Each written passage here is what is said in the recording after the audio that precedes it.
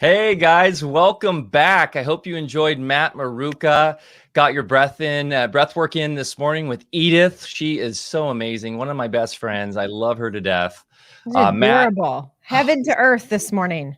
yes, she's so wonderful. I'm wearing my blue blockers from Matt Maruka and Raw Optics, one of our sponsors. Definitely check them out. The best blue blockers in the world.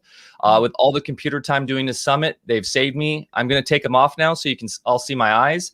But these are the daytime ones and are legit. And so definitely support Matt and Raw Optics with the purchase because they are next level. I'm here with the beautiful Devin Vrana and our special guests right now, John Bush and Derrick Broze. So delighted to have these gentlemen in here. They are out walking the walk, talking the talk, and living their message, which is what this summit is all about. It's about getting off the chair, getting out into your community, and figuring out the ways that you can start changing your life right now. So I'm so honored to have these gentlemen in here. They are legends in the scene, been doing this a long time, and we really want to get right into it because we've got a lot to cover in this hour, which is going to fly by. So so lovely to have you. Derrick, you're coming to us from Mexico, I assume. And you have been very active this year on a tour, traveling the states and meeting people in person, hugging them, delivering your message about, all that you talk about in terms of sovereignty, in terms of action and changing your community for the better. I would love to start with that because that is unique these days, actually going out and traveling and dealing with all the nonsense to get your message out. How are you, man? And thanks for doing that. Yeah, thank you guys for having me. Am I coming through okay? Yeah.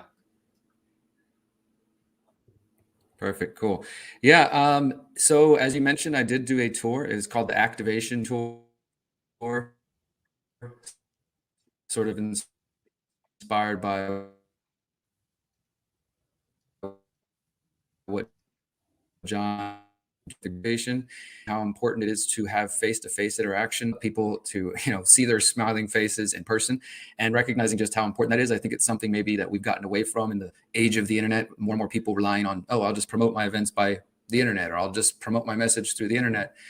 Even bands just relying on putting music out through the internet, right? And people kind of forgot about this thing of touring and getting face-to-face. And I see now how important it is and how vital it is. I did 2 tours back in 2017 and 2018, and I can say that the attendance has tripled since that time. Myself and my partner Miriam, we traveled the U.S. We did 29 cities in September and October of this year. Every city that we visited as part of the activations, and we'd show up in a city wherever we were at, and we do different types of community activism. And that could be volunteering at a community garden. It could be cleaning up a park. It could be working with the homeless. It could be going out and passing out flyers about COVID, marching against vaccine passports, things like that. So we did that every city we visited. And then in the evening, we had our main event where Miriam would start by giving her presentation and leading a guided meditation. And then I gave a presentation that I called "This is what we're facing and this is what we can do about it," which went real deep into the solutions and just the realities of what we're dealing with right now and what I believe is the answer. Much of what we're going to talk about today. And then I also got to perform music. I perform music under the name 33. I've started performing my music this year. So that was cool. I got to tour with my music, tour with my message and meditation, and give back to the communities. And yeah, everywhere we went, I would say on average attendance was probably 90 people or more. The largest crowd we had was 150 people in San Francisco. And I think it's because places like San Francisco are already dealing with the vaccine certificates, that whole situation. But overwhelmingly, everywhere we went, people were super inspired. People were really excited, also very concerned, very stressed, very, just not certain about the future. And it was a really good time, I think, to connect to people face to face and to talk about freedom cells, to talk about just on that as well. Actually, tomorrow I'm going to be announcing we're doing a Mexico activation tour in February and March, and then we're going to be coming back and doing another U.S. tour in the summer, which John will probably be joining on. Oh, that's amazing. And Derrick, your internet's breaking up a little bit, but we're getting most of it. And essentially, to recap on that, you traveled, and what I love about it is when you went on this tour, not only were you going and actually doing community service and showing people, hey, I'm coming here as a not as my ego and hey, come see me, but I'm coming to show you what service looks like. What does your community need? Let's work on these issues. And then two, you brought art and you brought humanity into it, right? Your art, your kind of what you have in terms of this is my sole purpose, right? And that's what this summit's all about. And you really embody that. So thank you, man. That's really cool. And I'm excited to hear about the Mexico tour and continuing that. That's great. John Bush, you just completed a really successful summit about homesteading and about getting on the land, which is a very important aspect of this summit itself. And I feel like we're really much like in partnership here with our messaging there. Want to give our audience a little summary of how that went and some touch points on that amazing summit you did. Sure. Yeah. It's called the Exit and Build Land Summit, and it took place November 6th and 7th. We still have all the replays are available for people to check out at exitandbuildlandsummit.com, exitandbuildlandsummit.com. And the idea is to help people with the information and, more importantly, the inspiration and empowerment that they need to exit the big cities and build community in the country. And it all centers around this strategy that Derrick and I are really keen on with the Freedom Cell Network and all of the work we do, the strategy of exit and build, which Derrick coined in his book, How to Opt Out of the Technocratic State. And the idea is if we want change in the world, we ought not to lobby politicians or expect corrupt people to do the right thing all of a sudden, right? We don't want to destroy or tear anything down. We believe the most effective strategy for bringing about more freedom and harmony in this world is to exit the authoritarian, centralized, coercive, corrupt systems and to build new systems that are built upon decentralization, voluntary interaction, just relationships, mutually beneficial, voluntary relationships. And so that's what we're encouraging people to do. And through our work with the Greater Reset, in opposition to the Great Reset and the Fourth Industrial Revolution, which is this phenomenon and strategy that these oligarchs are taking, where they essentially want to create like a panopticon surveillance society. That's this whole vaccine passport thing is a big piece of that, and the social credit scores. Well, we noticed that most of that activity is taking place in the major cities. There's so much authoritarianism of the old style, like drug war, aggressive police going after marginalized communities, and just over-regulation, traffic, pollution, people that aren't living in a harmonious way with one another. A lot of that takes place in the cities. And if you just pick yourself up, pick your family up, and go, I don't know, an hour outside of the big cities, you can still stay connected to the arts and the business and the industry if you want to. But if you just get out of the city just a little bit, you find that there's so much more freedom when it comes to all the COVID mandates and the masks and the lockdowns. It's night and day. It's obviously night and day if you're in Texas or Florida or Mexico, for example, where Derrick is, compared to Australia, France, Canada, New York City, San Francisco, New Orleans, for example. But even if you're in those areas and you exit the city and move out to the country, it's night and day there as well. So the summit really was helping people with the strategies and the tools and the tactics and the legal structures and the advice needed to exit the city. And it's not just exiting the city and being in isolation or having a compound where you don't interact with anyone. It's all about building intentional communities. Now, some people prefer to have their own homestead and own that land privately and live on their own. But even those folks, we taught skills and strategies where they can link up with their neighbors and they can build shared value based on shared values. But on top of that, a lot of people are really excited about this whole intentional community idea. My fiance and I just bought 10 acres outside of Austin. Derrick's working on an intentional community project down there in Morelia, Mexico. And a lot of people are really interested in going back to that tribal style of living where we live together cooperatively, living off the land, homeschooling the kids together, growing food together, nightly potlucks.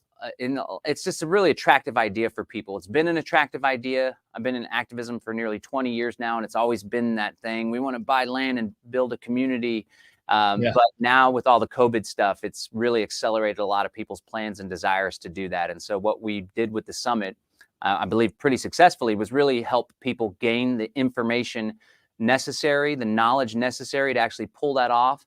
And then more importantly, as I said, we gave them some inspiration and empowerment to do just that, because I really think it's the wave of the future, getting out of the city, building these intentional communities, and eventually amassing enough people, which we hope to do with the Freedom Cell Network, to where one day we can collectively opt out and declare our independence and build our own autonomous areas.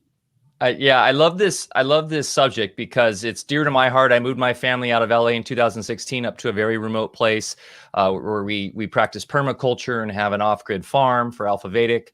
It's changed my life for so much betterment, living in a small town and a community. I'm a volunteer firefighter. Never thought I'd be doing that. I'm like a DJ from LA, you know. But that being said, with the we saw this in the back to land movement in the 60s, right? In the 70s, in the commune explosion. And there's a bunch of still up here by us in Southern Oregon. And part of that, one thing that we saw, and I'd love to get into this because this is a huge part of this summit, is the why and people fixing themselves from the inside out. Is a lot of people come to these intentional communities to have the community solve their problems for them. And what ends up happening is you end up having a fracturing within the intentional community, and then certain people take leadership, and then everyone looks to them, and it becomes cult-like, and then it disintegrates. Whereas you have people that are maybe sovereign on their land and they're working together on their own land. That's another strategy that you mentioned, John. So I want the intentional community to work because I think indigenous populations that understood this, the idea of it takes a village to properly raise children, I agree. But how do we get there to where we can learn from the back to land movement and a lot of the failings that came from that? And how can we now get to a point where these intentional communities can actually thrive and be a landmark kind of, example for how humans can get back to that more indigenous way of living? Well, I think a lot of it has to do with how you structure the community from the onset. So there's a bit of a struggle and tension in the intentional community space, and a significant number of intentional communities that are in existence today tend to have more of a communal social style structuring where there is cooperative ownership.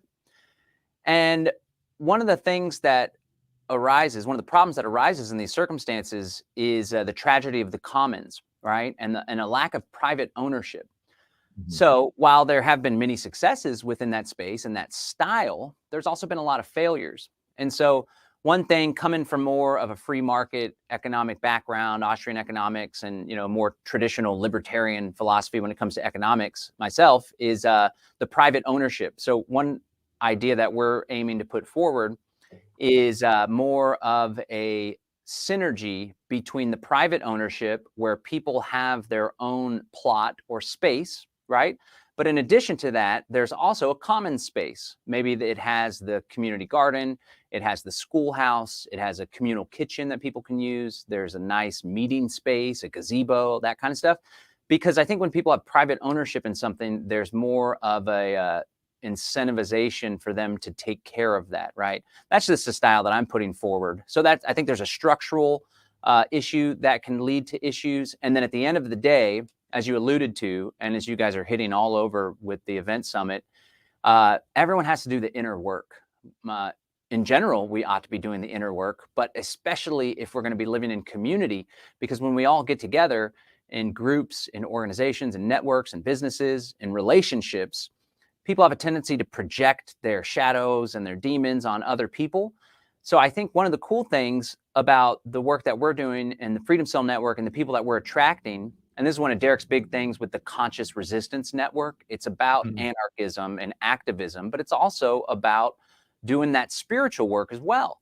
And Derrick likes to point out that, I don't know, me and Derrick work so much together, but I'm still a fanboy and really appreciate his work and learn a lot from him. He always says, like, even if we get rid of the state and we create this anarchist society, if we haven't done the inner work, we're just going to recreate the tyranny that we were opposed to all along. And I think that's so important when it comes to building these intentional communities, because you get a bunch of personalities together, a bunch of people together, and it just creates an opportunity for those insecurities to show up. So if from the onset, you can lay a strong foundation structurally, legally, and more importantly, you can come to it with a heightened state of consciousness where you preemptively expect there to be problems, but there's systems in place like nonviolent communication, which we talked about in the boot camp that we did after the summit.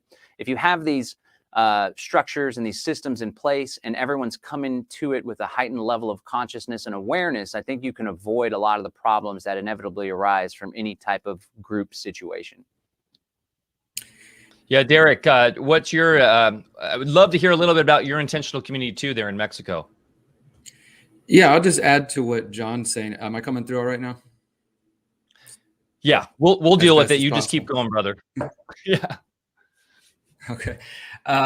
Yeah, so I just wanted to add a couple things to what John said, and then I'll answer about the community. My answer is kind of related to that. I've been in Mexico now for almost 2 years, and with the specific purpose of trying to build an intentional community that I call the Conscious Agora. I first wrote about this in my book back in 2017 and talked about doing this in 2020, and COVID was just the motivator that we needed to do it now rather than waiting another couple of years or 5 years or whatever, just to go ahead and move to Mexico like we had planned, to get our permaculture certification and to start recruiting people to build this concept. And so I've spent the last year now working with a group of people that started with 400 initial responses of people interested in our community, 200 people filling out our application, and us accepting 50 people. And then sort of naturally the process going down to 24 people, 14 people, 11 people, 7 people now, or 7 households. Those are individuals and families and couples. So I've spent a lot of time just getting to know people. And what I'm seeing right now, I think goes to what John was just talking about, the importance of establishing foundation. Because of COVID, there are so many people looking for community right now. And that's important. We've just seen a flood of Canadians coming to Mexico in the last 2 months. I mean, so like hundreds and hundreds, if not thousands of Canadians getting into Mexico because it's one of the only places in the world where they don't have to show a test or a shot or a quarantine or anything. And so we're seeing all these people looking for communities. And right now there's more people looking than there are actually existing communities, right? People are like hearing us talk about our communities. So I'm getting emails. Hey, can we come join? Can we come volunteer? Ready to give money if I wanted to take it. Like, I mean, people are really excited about it. And I think that's good and bad because I think some people are rushing. They're definitely not a solid foundation upon which to build, I would argue.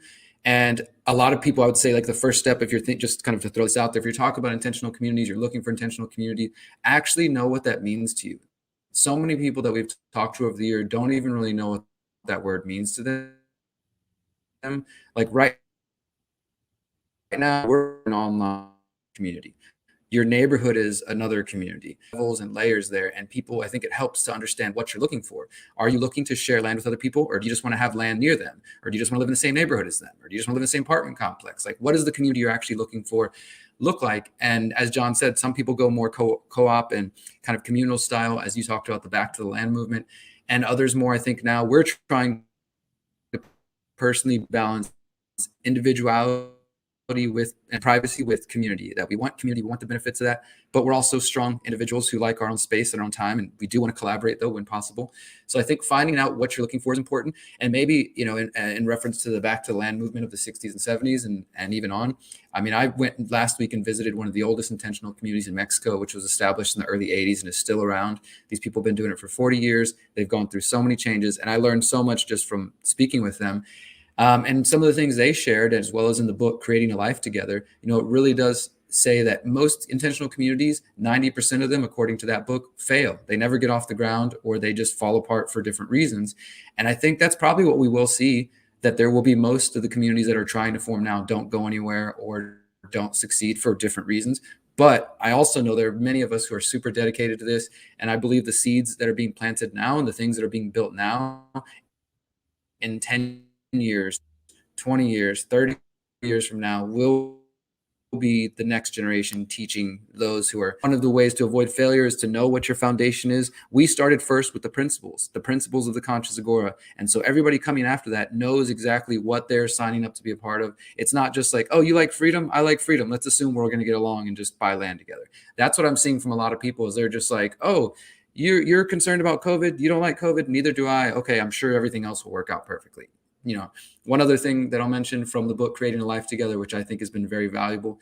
There's a phrase they have in there that says, good documents make good friends. So don't assume just because we're in freedom circles, spiritual circles, conscious circles, that, oh, we can just trust each other. Let's not write it down, because that'll just create problems later. And based on the experience of others who've been doing this before us, it does and has and will create problems later. Hey, Derrick, real quick, can you explain to those who have never heard of the agorism or what that is, what that means? Because I think that's an important definition to lay out here. Sure. Yeah. So I'll throw the praise back to John, because John's the first one who introduced it to me back in 2011. And it's just something that's resonated with me because I was already sort of doing it and living my life. But the philosophy of agorism comes from the Greek word agora for marketplace. And it was originally outlined by a man named Samuel Konkin III, who was really active in the student movements of the 60s and the 70s. He unfortunately died in 2004 at a pretty young age. But most of the things he predicted and wrote about in his 2 books, there's only been 2 books of his published, one published after he died, another one that it was unfinished and recently found. But he outlined this idea of the agora, the marketplace, this free place where we can exchange ideas, trade, barter, et cetera, like as the ideal place he was aiming to get to. And he didn't believe politics was going to get us there. He didn't believe violence was going to get us there. And he didn't believe apathy was going to get us there either, right? So if you take out those 3 choices, apathy, politics, and violence, most people think, okay, well then what else is there, right? That's all there is play the political game, go be violent, throw a brick through a window, or just sit at home and do nothing, right? And Konkin believed that there was another path, what he called counter economics, which was this idea of creating a counter economy or a parallel economy, which again, in the times of COVID, many people are starting to understand the importance of this. He was writing about this way before it was even people could see a need or a value to this, right? But he recognized that in places like where I live in Mexico, in India, in late Soviet Union, Russia, and many places around the world, in fact, most of the world, people live outside of the formal economy, what he called the white market. Most people in the world outside of the US and Western Europe don't pay taxes. They're not in a banking system. They're not tracked and traced and logged and surveyed. And we're taught that that's a bad thing, that these people should want to be a part of the systems. But what Konkin recognizes is that there's value in being outside of the systems. And so he started to envision what would happen if we build a movement. And in his books, he outlines like this 4-stage progress of this movement. What would happen if we build a movement where people start pulling their money out of the banks, they start finding ways to reduce taxation, and they build counter economies and formal economies? So this could be everything from like a farmer's market where nobody had to pay a license or a fee or a permit to get there, right? Just free people exchanging goods. That's the counter economy, right? And so people are doing it all the time without realizing it. But what Konkin believed is that if we consciously became aware of the power of that, of taking our time, our money, and our energy away from these systems, we could create this counter economy. And it's not just about money, it's about healthcare, education, et cetera. And as I mentioned, I think now, whether people know the terms or read his book or not, people are seeing the value in this. So many people now understand the value in creating a parallel society, a parallel world to what we're seeing right now. And that's basically the root of agorism. And that's also where I took inspiration for the phrase, the concept of exit and build. That's beautiful. And we know Gandhi was extremely successful with that, with his non-cooperation movement, taking on the British Empire. So these things have been proven in time and history. So that's beautiful. Devin, you got one for throw out here? Yeah, I hear all of these things, and we've watched enough talks now coming through 2 days and starting with you guys, and it's so inspirational. You're talking about events and tours and music and communities and freedom cells and all these projects that we see you now. But you talk about inner work. You didn't just wake up this way. You didn't just jump in full bore. And what Tara within our co-founder group has really woven into this experience is like, you got to have a big why and a big purpose to move through this time, where it's going to be really easy to focus on the distractions, the mandates, the nonsense, versus choosing this intentional, because this is choice. This is radical responsibility. This is taking our mess and turning it into our message, or our wound and making it our medicine. So I would love to hear a little bit of your backstories. John, we'll start with you of, what is your why? What gets you up in the morning and charged to lead these movements? Well, I quote unquote woke up, although I don't like that term because people say they woke up and it's like the work is done, we're awake, Then oftentimes a lot of people in the truth or freedom community, they're like, they got a lot of work to still do, myself included. But I guess you could say I was red pilled. That's the popular expression these days. Back in 2002, I caught a documentary from Alex Jones, right? Love him or hate him. He's from Austin, or he lived in Austin. It was on cable access. It was all about 9/11. It's called 9/11 Road to Tyranny. And like 9/11 truth these days is an easy pill to swallow. And a significant number of people really know what happened that day, although there's been no justice. But back then, it was like, you talk about 9/11 truth, everyone had patriot fever, and it was rough back then. But that's kind of what got me thinking about this stuff. However, before then, I kind of, even in school, had this rebel in me. I was like the class clown, getting kicked out of class. We started this, we called it the Student Anarchist Front, although I didn't really know what anarchism meant philosophically. And we were trying to protest this tardy policy that they just implemented.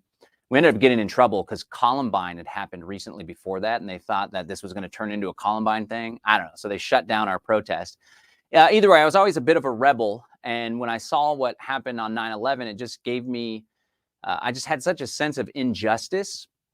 And I think I just had a lot of pent up discontent with the school system and authoritarian teachers, this, that, and the other. And so 9/11 happened. And all of a sudden I was like, wow, I can point this discontent at the government and the shadow government. People call it the deep state these days. We always called it the shadow government. But that led to a long and winding road down the rabbit hole, learning about the conspiratorial view of history and the Council on Foreign Relations, Bilderberg Group, this, that, and the other. And I learned about the Constitution in college, did some American Civil Liberties Union stuff, learned about Ron Paul in 2007. He really turned me on to the philosophy of liberty and libertarianism. But a lot of that was not very satisfying. And after the Ron Paul campaign, I helped to start a local political action committee called Texans for Accountable Government, which is still around today, over 10 years, which is pretty cool. But we did a lot of politics, a lot of activism, and we even had bills passed and ordinances passed at the city level. But none of it was really satisfying, because along the way, I'd learned about anarchism and agorism through Samuel Reconkin, like Derrick was explaining. And I had a desire for true, genuine freedom. I had an appreciation for the human spirit and the beauty and wonder and innovation and inventions and big philosophy and thinkers. And I recognized that, one of our big enemies, the state, this institution that has a monopoly on the initiation of violence, like Elon Musk eloquently pointed out recently. I thought that was pretty cool. It was really hindering human flourishing. And so that was a big motivation for me. I just felt like we, as human beings, we can do so much better. So I really leaned into the creation of these alternative institutions, parallel networks, agorism. Before cryptocurrency came along, my ex-wife and I were going to farmers markets and encouraging people to use silver dimes as a currency to opt out of the Fed, right? And I realized early on there's this end the Fed movement. It's like, well, how about instead of begging politicians to end the Fed, they don't even really have the power to do that. Why don't we end the Fed in our own lives by using alternative currencies? Then I learned about cryptocurrency shortly thereafter and homesteading, all this good stuff. But I think what really, I was very active. And then I had kids. And I was still doing the like impoverished activist thing, but now all of a sudden, like the electricity was getting turned off. There wasn't enough food in the pantry. And I was like, whoa, this is not good. I can do the impoverished activist thing as a single guy, or like with my girlfriend or ex-wife at the time.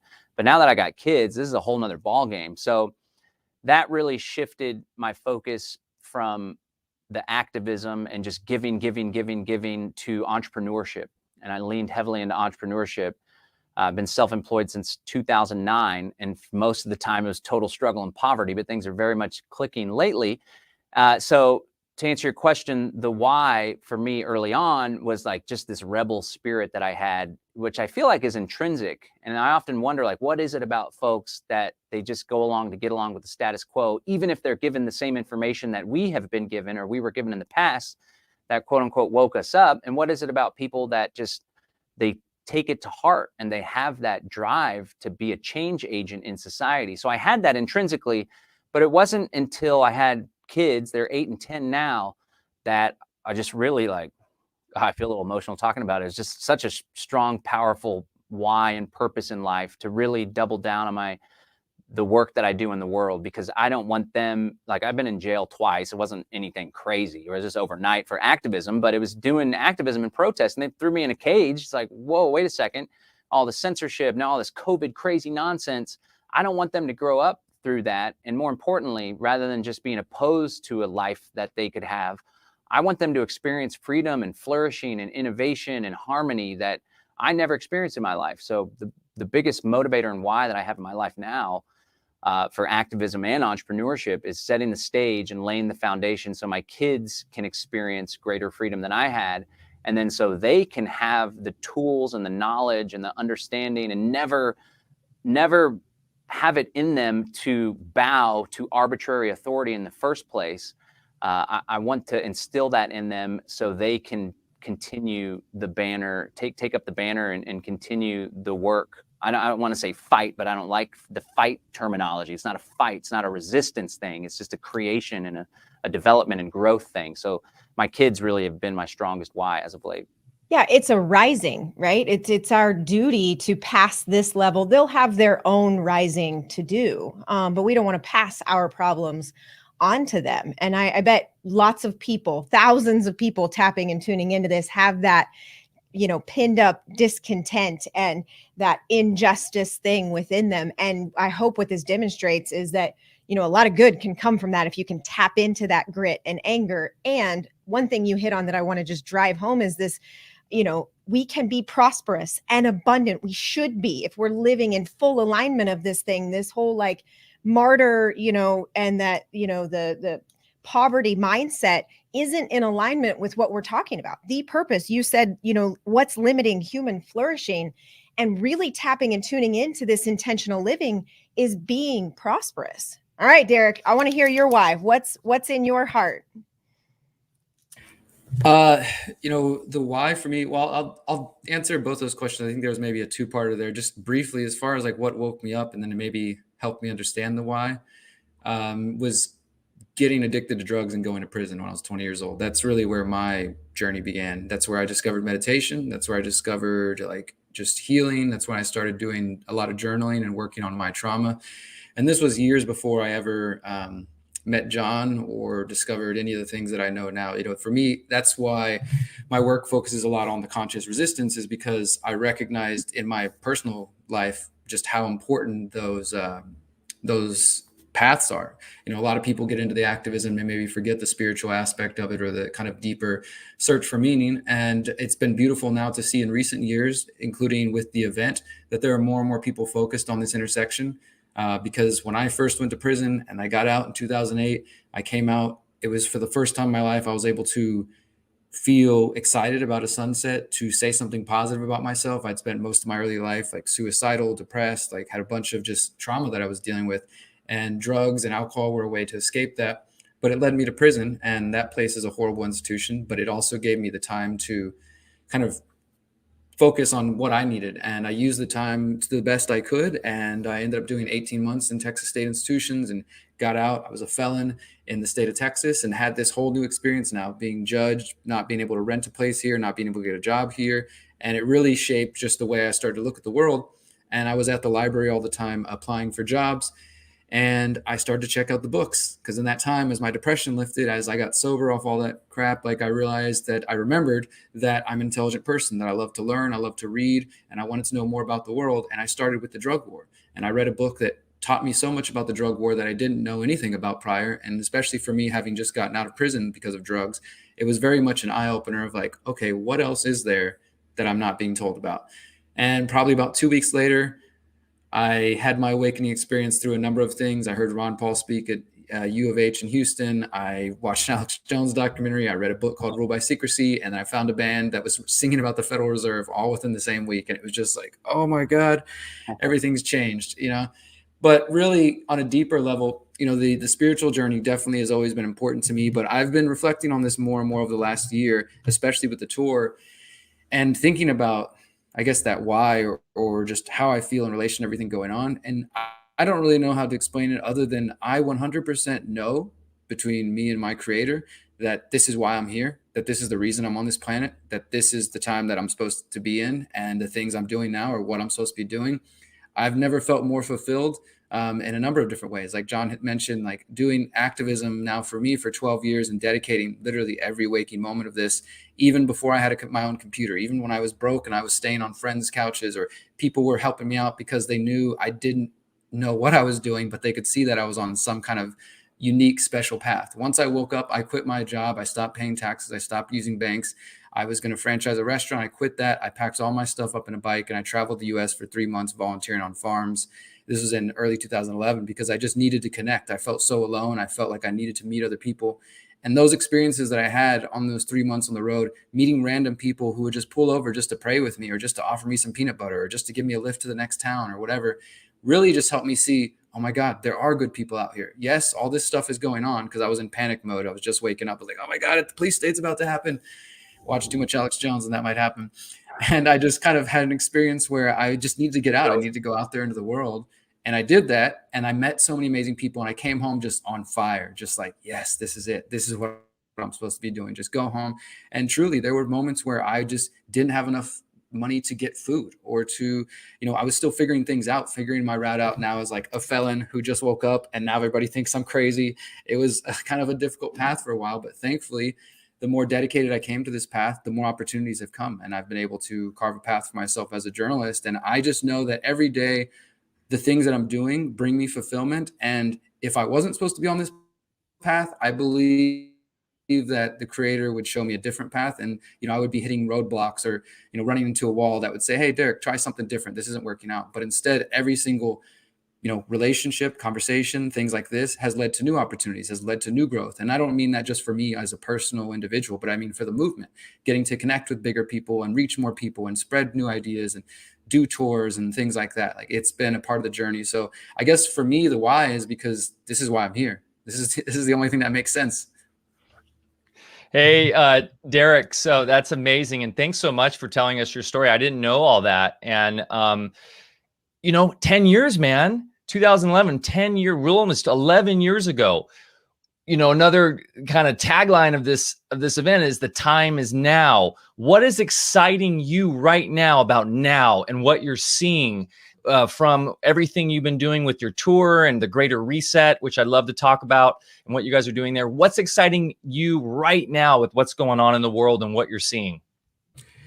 I think what is most exciting to me is that, what you guys are doing, what we're doing with the Greater Reset, like I think it's a collective thing for sure. There's a lot of people working in different sectors and different areas trying to get these important messages and ideas out.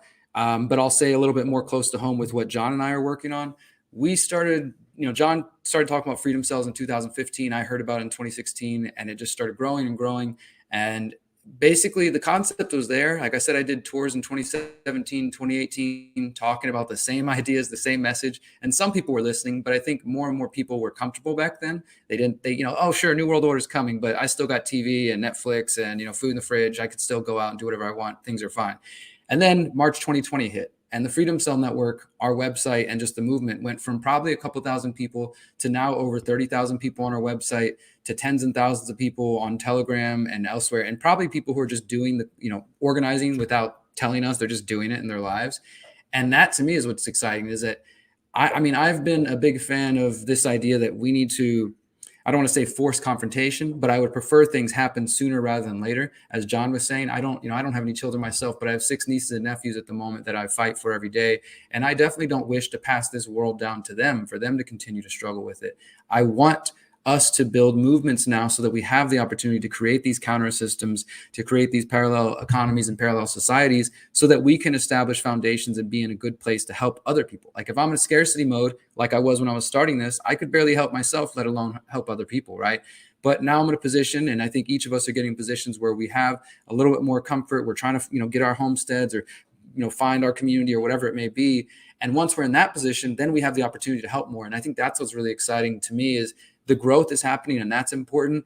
But what excites me is the stories that John and I are hearing, what I heard on tour from people who are saying, I met, these people in my community because of the Greater Reset. We hosted a watch party and we met through there. Or I met these people through the Freedom Cell Network. And now we're pulling our kids out of school together. Now we're pulling our money out of the banks together. Now we bought land together. Now we're growing food together, like real world, tangible, concrete steps.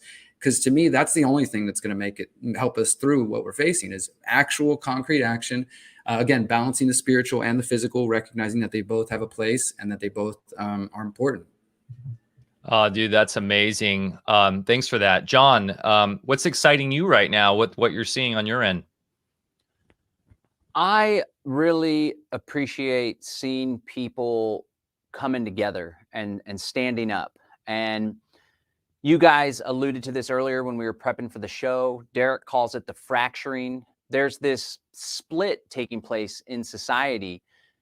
It's almost like it's two different worlds that people are living in. And COVID, this was very prevalent already, but COVID really just helped to accelerate so many things, whether it's a dying industry or whether it's showing you who your tribe really is. So one thing that I appreciate is that people are really, really starting to get it fast. And as before, like we've all been doing this for a really long time, it was like, let's research till we're blue in the face. Let's share articles and news on the internet. And that's how we're going to make a difference or whatever. Or maybe people just didn't have the tools and strategies needed in order to actually create freedom in their lives.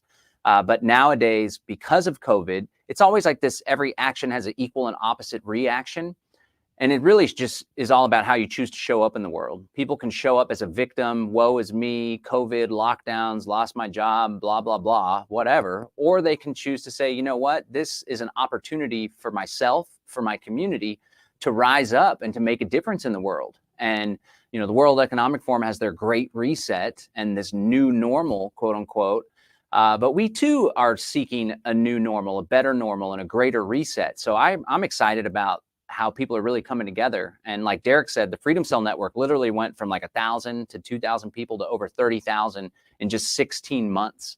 We're so excited to see where that can go. I'm super excited about the Freedom Cell Network, seeing the real world application. It's really just all about like-minded people coming together to work on common goals. People, when they first get red-pilled, feel isolated, they feel alone. Oftentimes, if they haven't done the inner work, they'll like go damage relationships with family and friends, and they'll feel even more isolated. They'll manifest that in their lives. And so the Freedom Cell Network is super cool because it's a bunch of like-minded people with the big conscious element worked in, and it's just giving people a tool and a place so they can find the others and not just have a debate society like Libertarian Party, and a lot of libertarian movements are like, let's debate about that 0.05 thing that we don't agree on. And like, that's all they do, it seems. It's about actually getting things done. And so I strongly encourage folks, if you feel alone in your area, or even if you're not alone, if you want to join a network that's already existing and thriving and flourishing, check out freedomcells.org, cells like cells in the body, freedomcells.org, or find us on Telegram. And you can get connected with people that are like-minded, they get it, but more importantly, they are asking themselves, what can I do about it? And what can we do about it to find more freedom in our lives? Yeah. We just interviewed Renette Senum, who's actually, I don't know if you're familiar with her. She's running on a totally independent party ticket, no party for California governor. And a lot of people get triggered by this. And I'm curious to know your insight on what you guys think. So let's say we're creating all these communities outside the system, but you're talking about this panopticon, this overarching corporate, infrastructure of technocracy that's still taking over the world. And we've got our little communities sprouting here.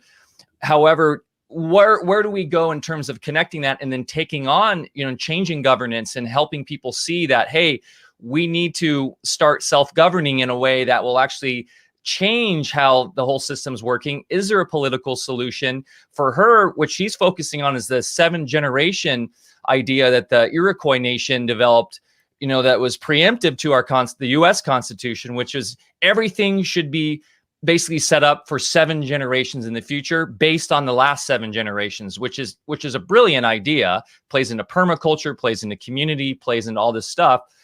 And her idea is building a new economy based on healing, because there's going to be a lot of suffering as this whole thing fractures. And to have an economy based on healing each other, healing our communities, healing the land, really brilliant idea. And so I was really inspired by this, but do you guys see any solution in terms of having us go run for, for positions in our local government or anything like that? Or is it complete and total separation? John, you take it first.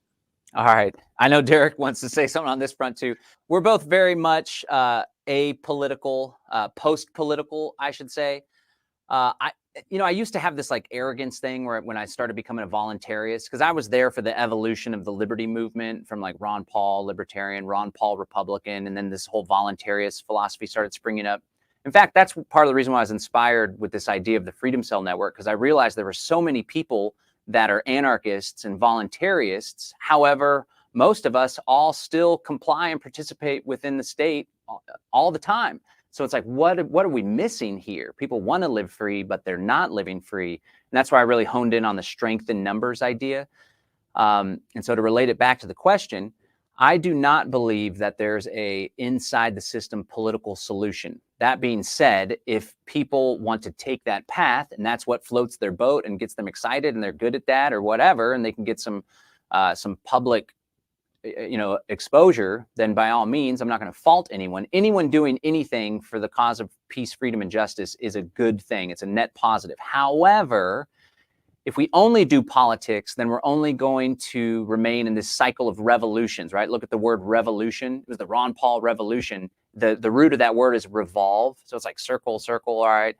And I really strongly believe power corrupts, absolute power corrupts absolutely. So politics alone is not anywhere near to being sufficient to create the world that we desire. The exit and build strategy would have us go, and the agorist strategy, exit and build is basically the same thing as agorism. It would have us go ahead and start experimenting and building these parallel economies, being very public and open about it, with the hope of inspiring folks that are still engaged in this left versus right, this political nonsense, waiting for politicians to do the right thing, depending on elections for change. They would be like, well, what are those guys doing over there? They're all frolicking in their intentional communities together. The kids are being raised together, all this great stuff. And the idea is like people start to catch on with what's happening over here.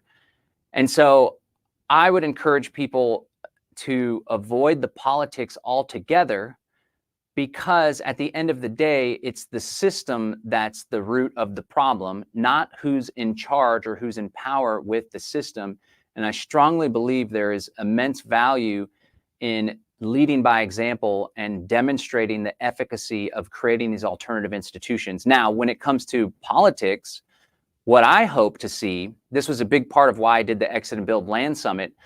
I'm always thinking like 10 steps ahead, right? Not just, a lot of people get stuck on the politics of the day or the election of the day, but really we need to have an Illuminati of liberty. The enemies of liberty, they got a 100-year plan, multi-generation, they got tax-exempt foundations carrying on their work. So I would like to see us create what I'm calling the Confederation of Freedom Cell communities, where we exit the cities, we build all sorts, let 1,000 intentional communities of like-minded people bloom. We build these networks.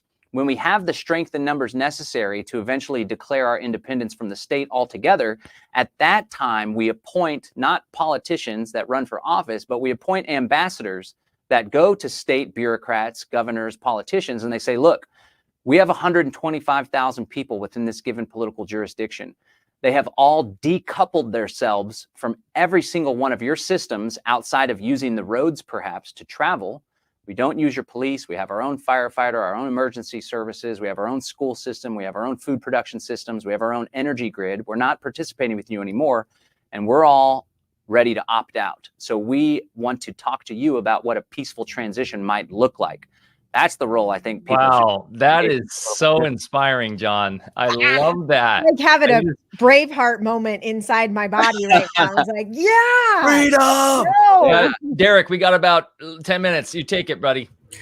Yeah, I'll just add to what John said there. I mean, I think that what John was just outlining as far as the Confederation, surprise, surprise for anybody who hasn't quite got it with the Freedom Cells, but we're trying to replace government. Like, yes, we're talking about local community organizing, but that's our big picture long term, is that we want our communities to get strong enough to be able to create alternative services, but also to be able to defend and protect ourselves. Because if you create a community and you can't defend and protect yourself, then all it takes is government or street criminals or anybody to come take it from you. And, I think it's important for us to get to that point.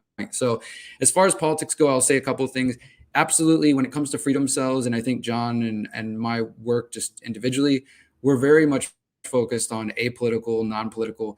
Like John said as well, people do get just caught up on the distractions. And I see this a lot as a content creator, as a journalist. Like, it's my job to write about what's going on. But I'm very selective about what I write about, because I don't want to just pay attention to the drama of this week on This Week of America. Like, I want to pay attention to the deeper issues and the solutions, right? And so I try to have to straddle both worlds, like pay attention to what's going on, but not get distracted by the things that are just going to be here today and gone tomorrow, right? And at the root of it, though, our belief is that politics is immoral, and that the voting system and the government is immoral. And I just want to mention briefly, like, the principles that we promote through the Freedom Cell Network are localization, decentralization, being solutions focused, apolitical, and nonviolent. So we always encourage anybody who joins the Freedom Cell Network and creates their own cell or circle or hub or hive or whatever to try to practice those principles. Sometimes people create freedom cells and then we notice they're in there debating viruses or talking politics or whatever. And we just try to remind them, guys, that's not what freedom cells is about. That's not what we're here to do. If you want to do that, join the other 10,000 groups that exist that are focused on that. We're very much focused on solutions. So we don't really take that political path. However, with that being said, I did run for mayor of Houston in 2019. And I did so with the purpose of what John was saying, not because I had any intention or desire to want to be mayor of Houston. There was a few points during the campaign when we were actually growing, when I started to get a little scared, like, oh my God, maybe we could actually win this thing. And I was a little more than terrified about it. Thankfully, I didn't win, but I had this amazing experience. It was 6 months of being involved in Houston in a way that I hadn't previously been involved. And I think John also mentioned how a lot of political parties, not just the Libertarian Party, but I think Green Party, any of them, they get kind of stuck in their own little bubble of their intellectual debates or whatever. And it can become so disconnected from the average person on the street. And that's one of the things that, and I think even in the conspiracy truther movements, that's one of the things I saw when I was running for mayor. I was going around. Well, for one, I'll say this, just by playing their game and doing this thing, I signed up and said, hey, I'm officially a candidate for mayor. And I had to give them a little bit of my money, like $500. But by doing that simple trick, now Derrick Broze, the local conspiracy theorist, was Derrick Broze, candidate for mayor. And I'm getting invited to speak at high schools, old folks' homes, Democratic Party events, Republican Party events, Independent Party events. I got to speak on all the news stations, even the ones that tried to keep me off. And I learned that they definitely try to censor you on a local level. I pushed and just made a big deal. I was a thorn in their side for 6 months. And I did this because, for anybody who knows my work, I put out a documentary in late 2019 called the 5G Trojan Horse. And it was showing me confronting the mayor and other politicians about 5G. And they kept running away from me. And I'd go to city council and they'd tell me my time was up and they'd have the cops escort me. So I decided, you know what, if I run, he can't kick me off the debate stage. He has to literally sit there and take it from me and have me just call him out in front of everybody. So it was a little bit like I wanted to be more bold, but also what it taught me is that sometimes our movements are so disconnected from the average people, because I would go meet a woman as we're walking through doing door-to-door stuff or phone call stuff. And she'd say, so you're running for mayor. Well, did you know my son died from getting hit by a school bus last, month? Can you help me? Situation, or somebody's like, hey, my street floods. These are just kind of real human things that people are dealing with that don't fit neatly into our ideologies and our, political philosophies. I didn't have the perfect anarchist answer for every one of these people, but I just tried to listen. I just tried to hear them, because sometimes that's really all people want to do is be seen, felt, heard, etc. And it just taught me so much, as the tours have, about communicating with people and seeing them where they are. So I found value in that. But again, I made it clear that if you're voting for me, I'm not trying to win this race. I'm trying to get out here and talk about real things. I had 9 main bullet points, and one that I'll just mention that I think I saw what was coming. This was in May 2019. The election was November 2019. My main issue that people would argue with me about is that I said if I was elected mayor of Houston, there would be an ordinance where we would never mandate vaccines within the city. And people were like, that's crazy. That'll never happen. Even people who supported me were like, I don't know, man, maybe it's a little too controversial. Maybe you shouldn't go down that road. Just leave that one off. But to me, it felt important. And here we are, and we see why it's important. So I don't see too much value in politics, but I'm still considering running again in 2023 to do that again, because I feel like my message has grown, my reach has grown. I also think it'll probably be more important in 2023 to have somebody speaking truth than it probably ever has. And again, I think this time I won't even come up with a platform. I'm just going to come out balls to the wall, just straight up truth. Like, hey, call it all out for 6 months. getting on the news stations and doing what I can, just because it feels like, wow, this is just a new strategy that I can use. Hijack their system for a little bit, not because I want to be mayor, not because I want to be in power. In fact, my main platform was that if I became mayor, I was going to take away the power of the mayor. And it was a fun experiment. But other than that, I don't see value in putting time, energy in politics. I love it. If you don't want to get stuck in the mud, don't get in the mud. It's simple. It's like talking to my kids, like, don't just stay out of it. And it's kind of like the movie, The Matrix. Like, if we do re-enter, hijack it by knowing you're in it in the first place. And I love the idea of that, creating an avenue in school boards or local government institutions where we can bring all the topics to the debate tables and just kind of help plant those seeds from the inside out. You guys have given, we knew this one was going to get away from us because you cover so much freaking ground. For people that want to connect with you, rapid fire, where do they need to connect with you now? Go ahead, Deep. I'll say for me, theconsciousresistance.com is my main website, but I really just want to make sure that everybody hears about thegreaterreset.org. That is the event that John and I are doing. If you enjoy the event that you're tuned into right now, then you definitely will enjoy the Greater Reset. Is Mexico sold out too, or just it's very Texas? similar as far as solutions. So I just want to mention, thegreaterreset.org. That's the main place I want people to go to. Of course, freedomcells.org as well. Yeah, Mexico is not sold out. They have a lot more space in Morelia. So you just show up. There's all sorts of information if you go to thegreaterreset.org. Texas just sold out. I got an email earlier today. So yeah, check out thegreaterreset.org. It's January 26th through the 30th. And the Land Summit was such a big hit. We're doing it again in May of 2022. And this time we got an in-person venue that'll hold 500 to 800 people. So that's going to be May 13th, 14th, and 15th. And folks, if you just go ahead and sign up for the existing Land Summit we did, you can get all the videos for free. Exitandbuildlandsummit.com, exitandbuildlandsummit.com. And then you'll get tapped into our email newsletter so you can learn and participate with the next one. And then if anybody ever wants to learn about cryptocurrency, entrepreneurship, abundance mindset, and tools and strategies so you can find more freedom in your personal life, one of my businesses is Live Free Academy. We're the ones that are hosting the Land Summit, and people can go to livefree.academy to find out all the cool stuff we're doing there. So inspiring. And I'm going to see you in Mexico or Texas. I know Winter's going to be there too. And this like growing of the tribe and finding one another. You guys on the other side of this camera, if you want the hugs, you want the community, you want to be part of the tour and the movement, sounds like the Greater Reset might be our next meeting place. Thank you guys so much. I am so uplifted. My William Wallace inside is fully activated. Really pumped to see you in Austin, John and Derek. Such an honor to have you here, man. You guys are a great inspiration for me. And it's great how we all connect, right? We're all coming together, even though this is virtually, then we're coming together in person. I do want to invite you both to come to Music and Sky again. I'd love for you to come talk, engage, get in an ice bath, do some breath work, whatever you're feeling. And so we'll talk about that too. Love you guys. Thanks so much for joining us today. And if you are in the chat, I saw both you and Derek and John are in the chat right now. So if you guys want to hang out for a little bit longer and engage with some of the audience, we would really appreciate it. Thanks for doing that. And awesome, guys. I hope you enjoyed this chat, and we'll see you at the next one. So good. Thanks so much. Thank you. Thanks, guys.